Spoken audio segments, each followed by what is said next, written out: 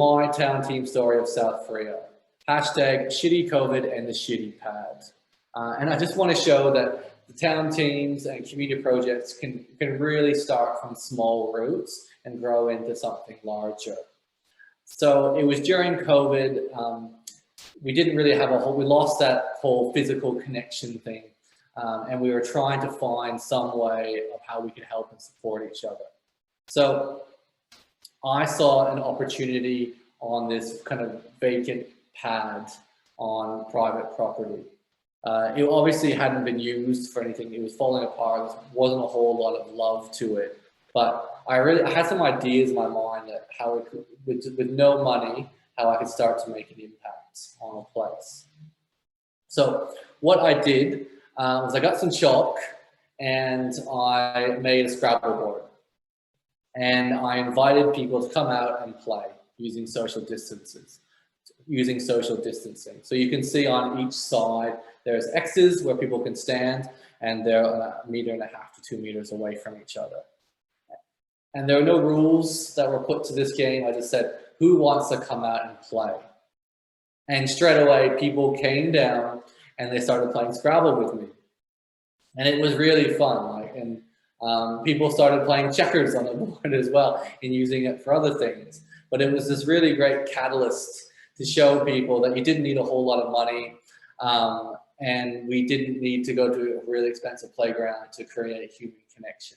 We just needed some good ideas and people to help make it happen. And this allowed me to start a conversation with other people in my community on some more ideas that we could do. And I started having a chat with the cafe owner who's a really great artist and really connected to other artists in the area. And we created the Great Wall of Hope and Joy. So we wanted to remind people of positivity during COVID. And we asked people in our neighborhood if they would do a painting of something that represented hope and joy to them.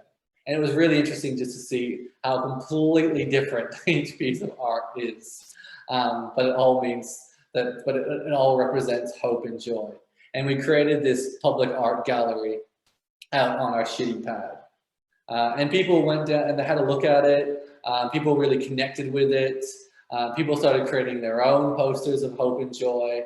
And it was really fun to kind of see how people could come together during COVID, all the social distancing, and create positivity and connection.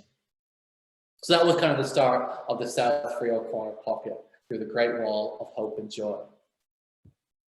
We then thought, well, we had a group of us together now, five or six of us. So we started thinking about, well, what are other ways that we can create hope and joy in our community? And what are the skills and resources that we have? And we started thinking, well, we've got some great local artists. We've also got some really beautiful musicians in our community. And we have these really great porches that aren't very far set back from the street. So we came up with the idea of Porch Fest to put great musicians on awesome porches. And lucky for us, we were just coming out of the first lockdown of COVID. Everyone was really kind of like striving for something to happen. And Porch Fest was there to give that to people.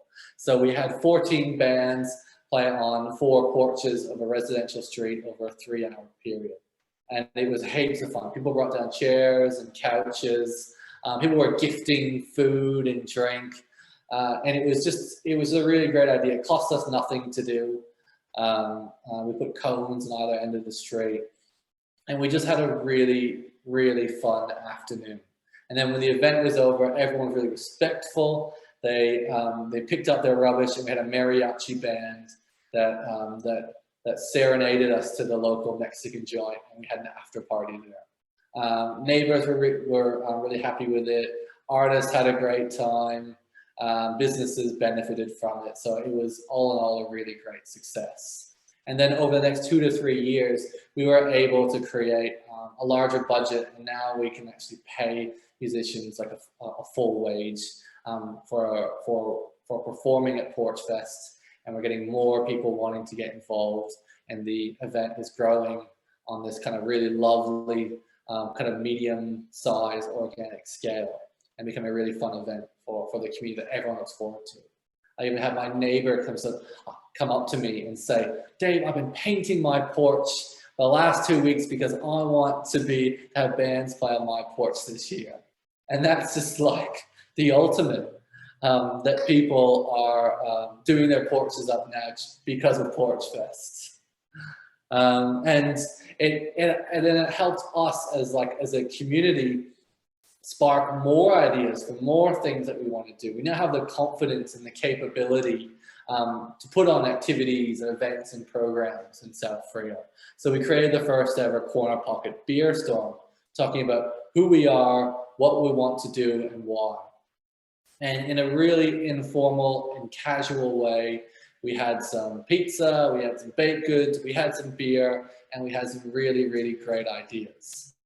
And through that, we created our first ever Corner Pocket vision and value statement, and we created projects that we're going to complete over the next year. I think we came up with 10 ideas and we completed 8 of them, which is incredible.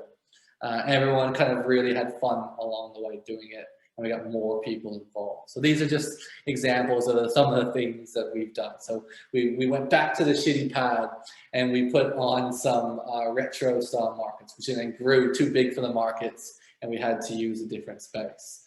We pimped the bins on our street and put these really kind of cute animals and different pieces of art on the bins. We created positive messages of hope and joy. As you can see in the middle there, we love you 6162.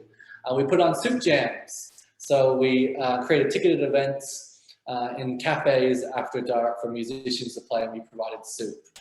And all the money went back to the artists. We did more Scrabble. We got businesses to spill out onto the street. And we did all this with about a $300 budget. But then over time, after that first year, our local government started working with us more closely and started, feeling more confident in our capabilities and started giving us some, and we were able to apply for some more funding. Now we've got more partners that provide even more funding. But we were able to start small and kind of build those partnerships, build that momentum in the community kind of by doing and being positive and proactive.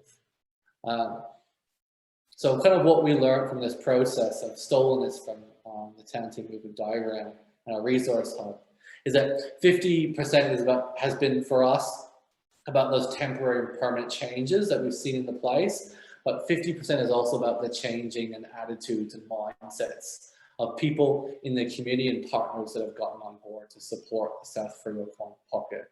And I think it's really important to think about success, not just as physical things that get done, but also about how people feel.